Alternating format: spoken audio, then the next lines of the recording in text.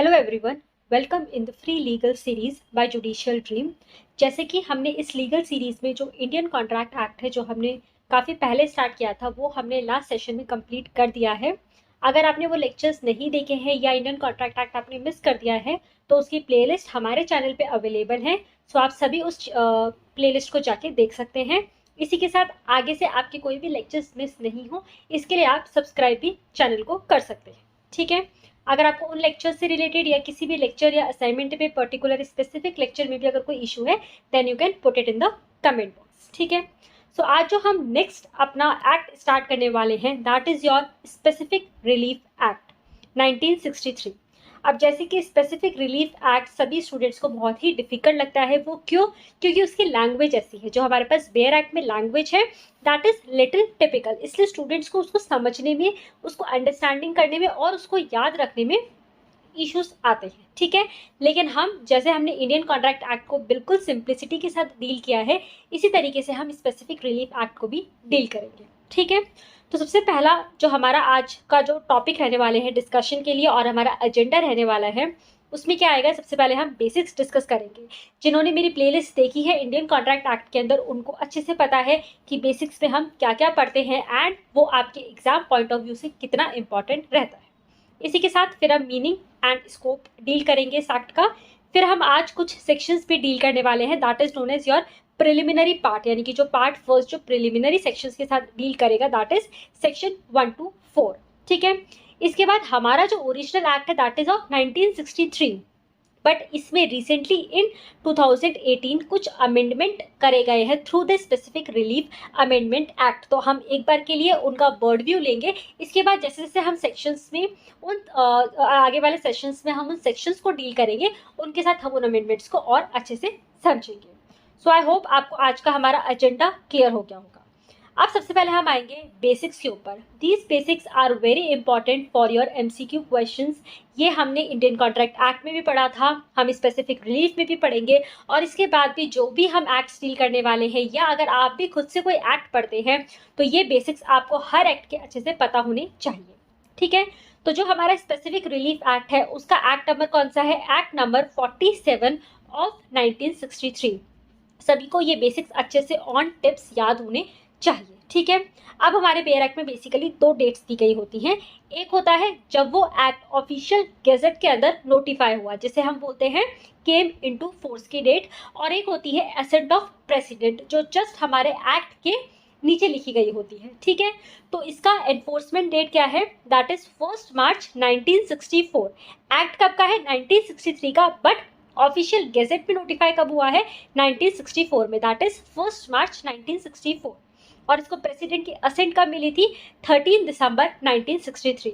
सो हर एक्ट की enforcement date and assent of president ये दोनों ही डेट्स बहुत इंपॉर्टेंट है and do not confuse between both these dates. ठीक है, अब चैप्टर को किस तरीके से सेग्रीगेट किया गया है, तो हमारे स्पेसिफिक रिलीफ एक्ट में टोटल 3 पार्ट्स हैं जिनके अंदर टोटल 8 चैप्टर्स हैं। टोटल सेक्शंस 42 है, वैसे 44 है बट जो 43 एंड 44 है वो रिपीट सेक्शन है। तो हम सेक्शन हमें कहाँ तक पढ़ने को मिलते हैं? 42 तक। एंड एक शेड्यूल है जो कि हमारे पास अमेंडमेंट एक्ट से इंक्लूड किया गया है। ठीक है, सो आई होप कैसा स्ट्रक्चर है एक्ट का वो आपको क्लियर हो गया होगा। ठीक है, अब हम कुछ जनरल बात करेंगे। तो सबसे पहले ये बात आप क्लियर कर लीजिए कि स्पेसिफिक रिलीफ एक्ट एक कैसा लॉ है? सिविल लॉ है, या हम बोल सकते हैं एक रेमेडियल स्टैट्यूट है या प्रिवेंटिव स्टैट्यूट है। यानी कि स्पेसिफिक रिलीफ एक्ट कोई पेनल्टी इम्पोज नहीं करता है बट ये आपकी सिविल लाइबिलिटी को इन्फोर्स करने में, सिविल राइट्स को इन्फोर्स करने में आपकी हेल्प करता है। ठीक है, and next important point is ये क्या है? नॉन एग्जॉस्टिव है।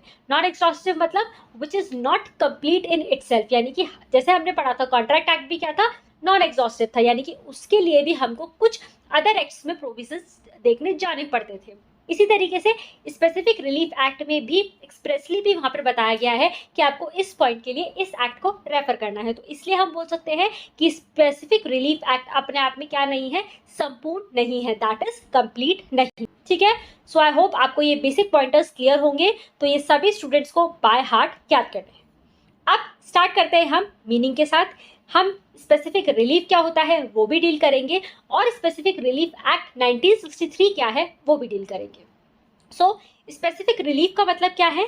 Legal remedy provided by courts to enforce a specific obligation और obtain a specific performance from a party in a civil dispute। तो सबसे पहले तो प्रिलिमिनरी हम बोले अगर कंडीशन क्या है, डिस्प्यूट कैसा होना चाहिए? सिविल नेचर का होना चाहिए, और उस डिस्प्यूट के अंदर पार्टीज जो भी कोर्ट से लीगल रेमेडी चाहती हैं, चाहे वो एनफोर्समेंट के लिए हो, चाहे वो रिसेशन के लिए हो, क्योंकि हमारा स्पेसिफिक रिलीफ एक्ट किसी एक रेमेडी की बात नहीं करता, ये बहुत सारी रेमेडीज की बात करता है। तो इसलिए स्पेसिफिक रिलीफ में क्या होता है कि जो कोर्ट है वो आपके सिविल राइट को एनफोर्स करने के लिए आपको वेरियस रेमेडीज प्रोवाइड कराता है।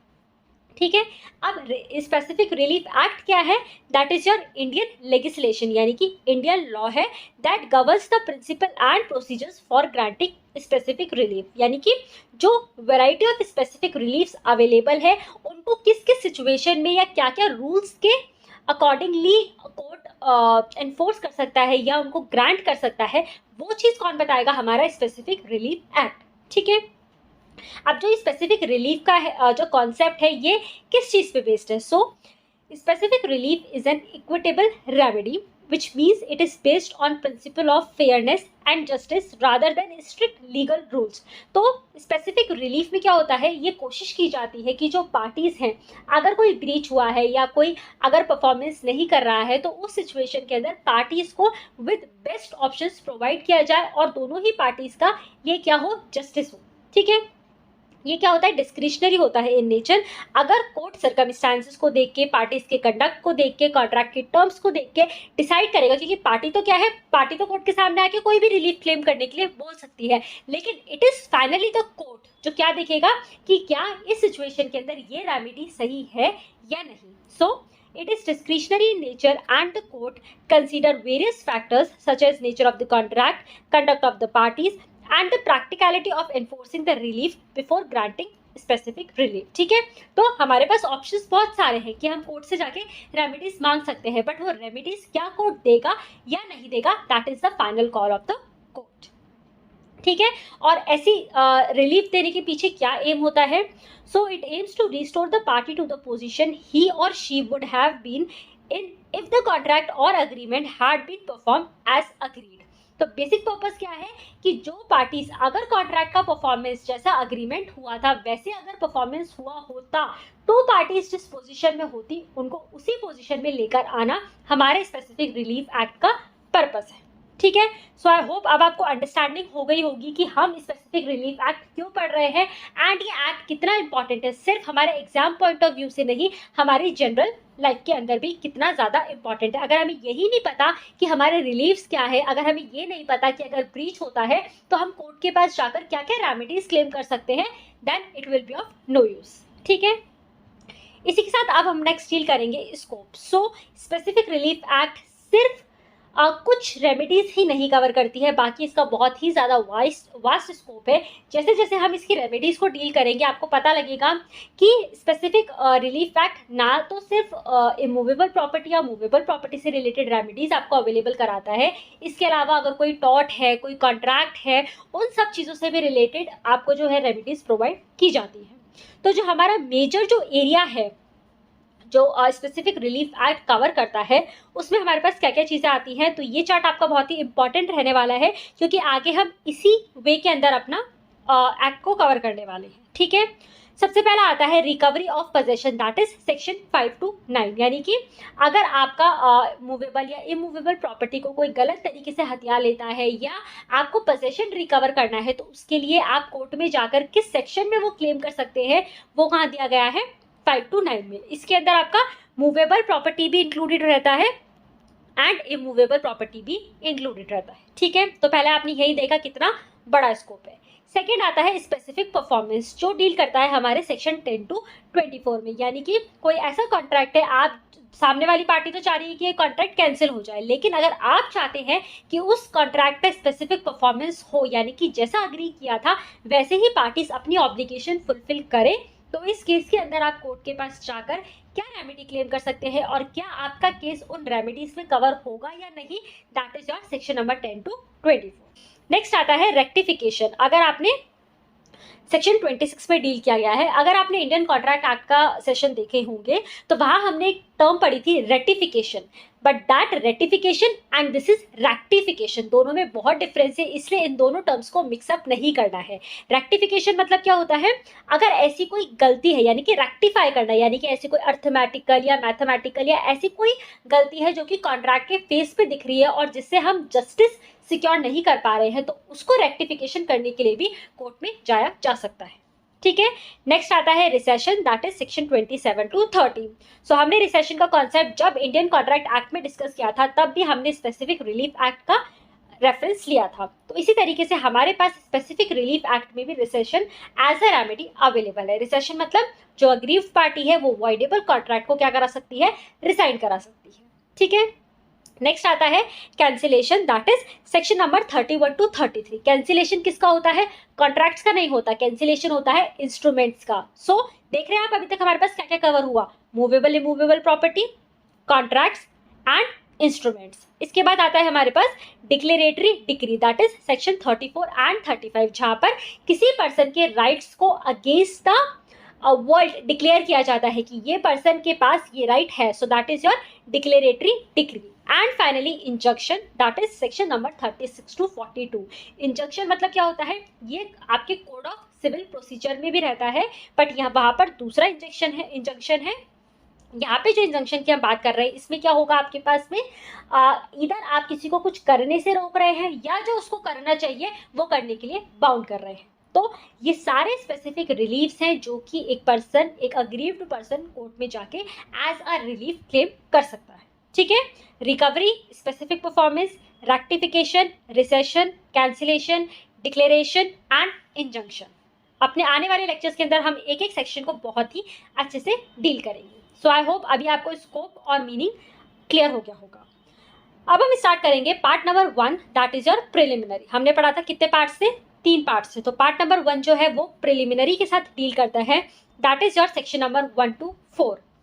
एक बार आपको सेक्शन 1 to 4 की अंडरस्टैंडिंग हो गई, क्योंकि इसमें हम कुछ डेफिनेशन क्लॉज पे डिस्कस करेंगे, तो बाद में जब फ्यूचर वाले सेशंस में हमारे पास वो टर्म्स रिपीट होंगी तो आपको उनका अंडरस्टैंडिंग रहेगा। इसलिए इंपॉर्टेंट है कि हम एक बार 1 से 4 तक के sections, and even section number 4 is very important, section number 3 is very important, क्योंकि इनसे डायरेक्ट आपके एमसीक्यू बेस्ड क्वेश्चन आते हैं एग्जाम में। ठीक है, तो स्टार्ट करते हैं सेक्शन 1। जैसे कि हर एक एक्ट में होता है short title, extent and commencement. तो this act may be called specific relief act 1963। पहले यानी कि जम्मू एंड कश्मीर, अगर किसी के पास पुराने बेयर एक्ट होंगे तो उसमें ये मेंशन होगा it extends to whole of India except Jammu and Kashmir. तो अगर आपके पास पुराने एक्ट है तो आफ्टर 2018 के बाद के अमेंडमेंट के बाद के भी आपको एक्ट्स ले लेने चाहिए। और इसी के साथ जब से Jammu and Kashmir reorganisation act आया है तब से आपको पता है अब हमारे सारे एक्ट्स जम्मू एंड कश्मीर पे भी अप्लाई होते हैं। ठीक है, तो अगर आपके पास पुराने एक्ट्स हैं तो इट्स बेटर कि आप न्यू एक्ट्स ले लें, क्योंकि हमारे पास 2018 के अमेंडमेंट से भी बहुत सारे चेंजेस हुए हैं। ठीक है, सो अब after JNK reorganisation act, specific relief act whole of India पे एप्लीकेबल होता है।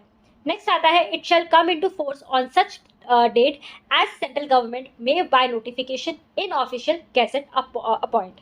तो हमने पढ़ लिया है स्टार्टिंग में ही कि स्पेसिफिक रिलीफ एक्ट कौन सी डेट को एनफोर्समेंट में आया है। ठीक है, सभी स्टूडेंट्स इसका फटाफट से कमेंट बॉक्स के अंदर करेक्ट आंसर लिखेंगे। ठीक है, अब आते हैं हम सेक्शन नंबर 2 में, जो हमें कुछ डेफिनेशंस के बारे में बताता है। सबसे पहला टर्म आता है ऑब्लिगेशन। हमने कॉन्ट्रैक्ट एक्ट में ऑब्लिगेशन कितनी बार पढ़ा है। ऑब्लिगेशन क्या होता है, every duty enforceable by law, ऐसी कोई ड्यूटी जो कोर्ट के अंदर जाकर आप एनफोर्स करवा सकते हैं, दैट इज व्हाट ऑब्लिगेशंस। जिन स्टूडेंट्स ने कॉन्ट्रैक्ट एक्ट अच्छे से पढ़ रखा है उनके लिए स्पेसिफिक रिलीफ एक्ट समझना काफ़ी इजी रहने वाला है। तो मेरी ये एडवाइस रहेगी कि अगर आपने कॉन्ट्रैक्ट एक्ट नहीं देखा है तो पहले कॉन्ट्रैक्ट एक्ट देखिए, उसके बाद स्पेसिफिक रिलीफ एक्ट पर आइएगा, क्योंकि बहुत सारी हमारे पास इंटर एक्ट्स भी लिंकिंग रहने वाली है।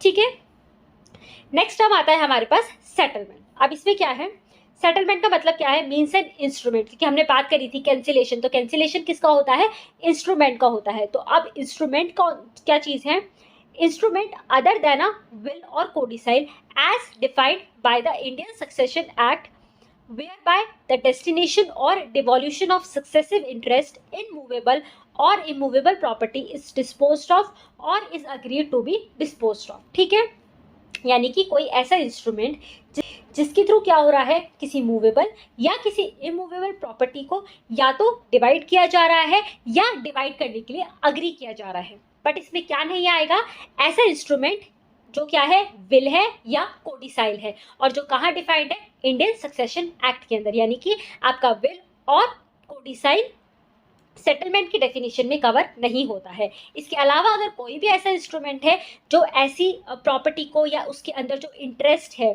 उसको डिवॉल्व करने की बात करता है या अग्री करता है, then it will be your settlement. ठीक है, सो इंपॉर्टेंट है, एक्सेप्शन वाला पार्ट भी आपको ध्यान रखना है। This is important definition for MCQ purpose. ठीक है, नेक्स्ट आता है हमारे पास ट्रस्ट, जो बहुत ही सिंपल है।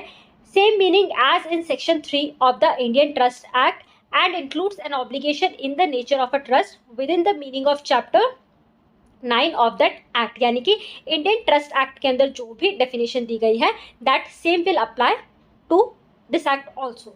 ठीक है, ट्रस्टी कौन होगा, जो ऐसा प्रॉपर्टी में इंटरेस्ट हेल्ड कर रहा है, यानी कि every person holding property in trust will be your trustee. ठीक है, तो अभी आपने देखा हमें इंडियन ट्रस्ट एक्ट में भी जाना है, हमें इंडियन सक्सेशन एक्ट में भी जाना है, और लास्ट वेरी इंपॉर्टेंट ये क्या बताता है, all other words and expression used here in but not defined, यानी कि यूज तो किए गए हैं पर डिफाइन नहीं किया गया है, and defined in the Indian contract act have the meaning respectively assign to them in that act. यानी कि अगर ऐसा कोई भी वर्ड है जो इस एक्ट में डिफाइन नहीं किया है बट इंडियन कॉन्ट्रैक्ट एक्ट में डिफाइन किया गया है, तो उसका सेम वही मीनिंग समझा जाएगा जैसा कि इंडियन कॉन्ट्रैक्ट एक्ट में है। तो जब भी मैंने कहा था ये एक्ट क्या है, नॉन एग्जॉस्टिव है, हमें सक्सेशन में भी जाना पड़ रहा है, हमें ट्रस्ट एक्ट में भी जाना पड़ रहा है, हमें इंडियन कॉन्ट्रैक्ट एक्ट में भी जाना पड़ रहा है। ठीक है, सो आई होप आपको डेफिनेशन वाला पॉइंट क्लियर हो गया होगा। अब सेक्शन नंबर थर्ड आता है सेविंग। सेविंग का मतलब क्या है, ये एक्ट तो है ही, लेकिन इस एक्ट की वजह से कुछ और ऐसी रेमेडीज अवेलेबल अगर है किसी पर्सन को, तो उन पे कोई इफेक्ट नहीं आने वाला है, वो अपनी जगह रहेंगी, इस एक्ट की रेमेडीज इसकी जगह रहेगी।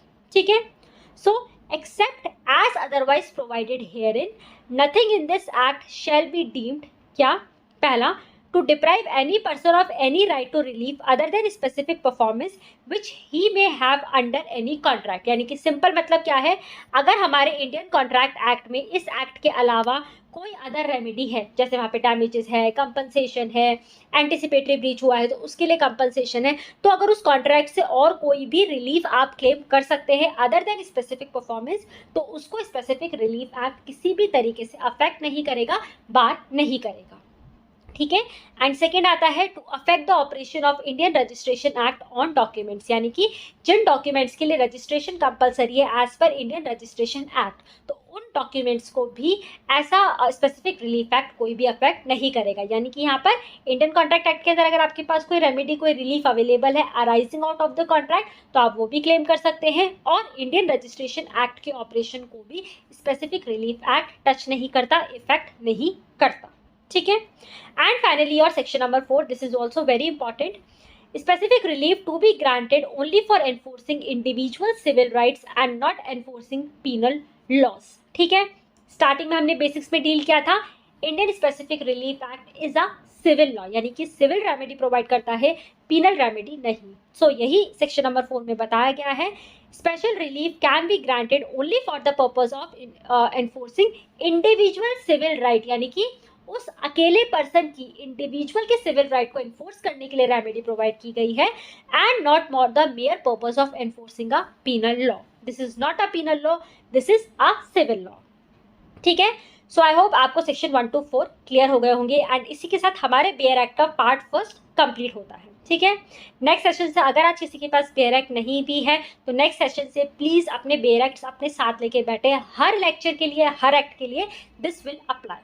ठीक है, अब हम बात करते हैं स्पेसिफिक रिलीफ अमेंडमेंट एक्ट 2018 की। ठीक है, क्योंकि आपको पता है, क्योंकि सोसाइटी एवर चेंजिंग है, तो उस चीज़ को फोर्स में लाने के लिए हमारे पास रेगुलर अमेंडमेंट्स आते रहते हैं।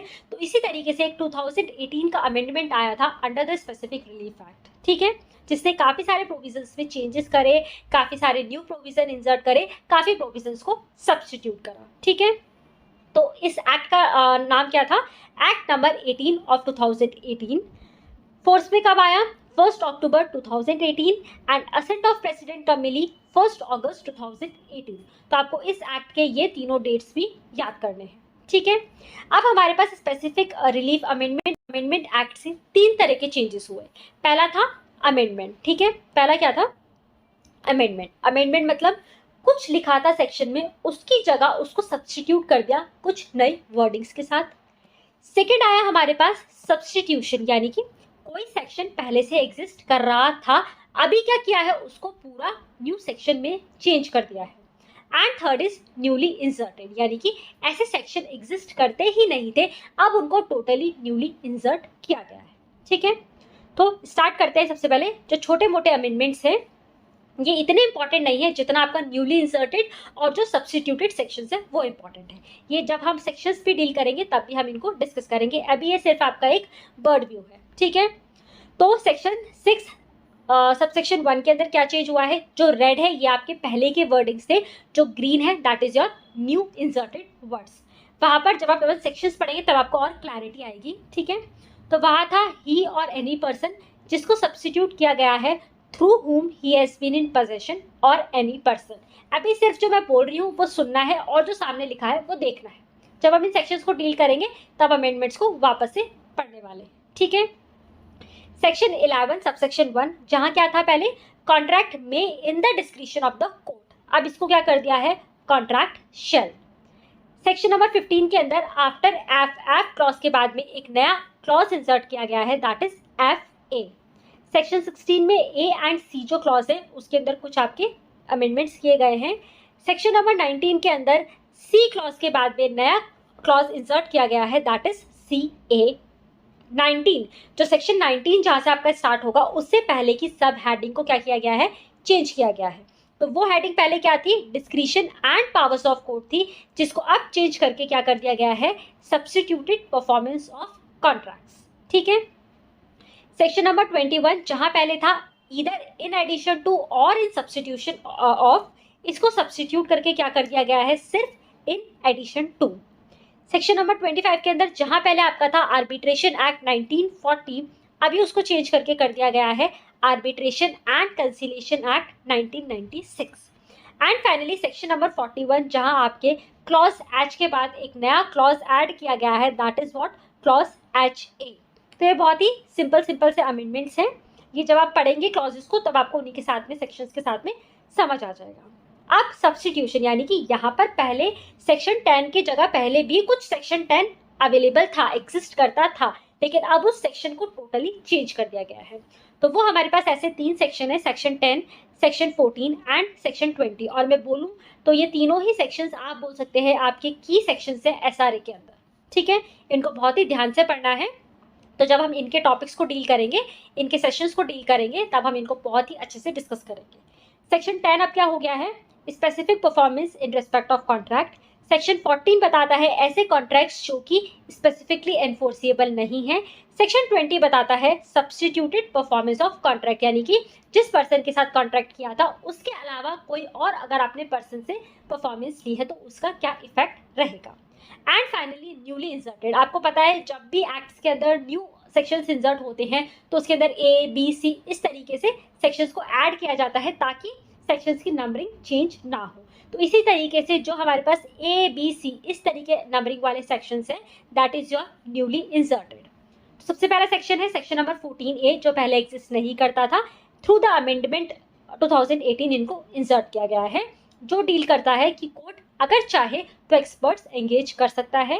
सेक्शन 28, 20B, 20C ये तीनों ही सेक्शंस आपके इंफ्रास्ट्रक्चर प्रोजेक्ट से डील करते हैं, क्योंकि आपको पता है इंफ्रास्ट्रक्चर प्रोजेक्ट्स हमारी सोसाइटी के लिए, हमारी कंट्री के लिए कितने इंपॉर्टेंट है, तो उनका timely completion is very important. तो ये तीनों ही सेक्शंस उनसे डील करते हैं। 20A बात करता है special provision for contract relating to infrastructure project. Section 20B में इनके स्पीडी डिस्पोजल के लिए स्पेशल कोर्ट्स है। सेक्शन 26C के अंदर टाइम लिमिट दे रखी है एक्सपीडियस डिस्पोजल के लिए। एंड फाइनली शेड्यूल जो पहले ओरिजिनल स्पेसिफिक रिलीफ एक्ट में एग्जिस्ट नहीं करता था वो 2018 से ऐड किया गया है, ठीक है। सो आई होप आज का आपको basic part amendments and preliminary sections समझ आ गए होंगे। कल से अब हम अपने एक एक रेमेडीज, एक एक रिलीफ की तरफ मूव ऑन करेंगे। सो आज का आपका इन सिंपल टॉपिक से एक सिंपल सा असाइनमेंट क्वेश्चन है, that is under the specific relief act, specific relief can be granted only for enforcing penal laws and civil rights, enforcing individual civil rights and all of these. So सभी students इसका correct answer भी बताएंगे with section number. और आप हमारी website www.judicialdream.com पर section भी जो भी करेक्ट आंसर्स हैं वो चेक कर सकते हैं। इसी के साथ और जो टॉपिक्स के ऊपर, एक्ट्स के ऊपर क्विजेस एंड एमसीक्यूज अवेलेबल है विद मॉडल आंसर्स, वो भी प्रैक्टिस कर सकते हैं। आप हमारे साथ कनेक्टेड रह सकते हैं through Telegram, WhatsApp and Instagram. सभी के लिंक्स नीचे